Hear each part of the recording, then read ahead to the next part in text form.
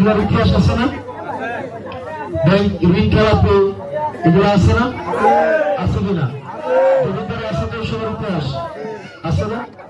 তো যারা দরিদ্রে ট্রান্সমিটার চুরি করছে একটা সময়, মিটার চুরি করছে একটা সময়, ট্রান্সমিটার চুরি করছে, যারা ব্যাংকের টাকা চুরি করছে তারা এখন আবার ভোট চুরির প্রস্তুতি নিতেছে না?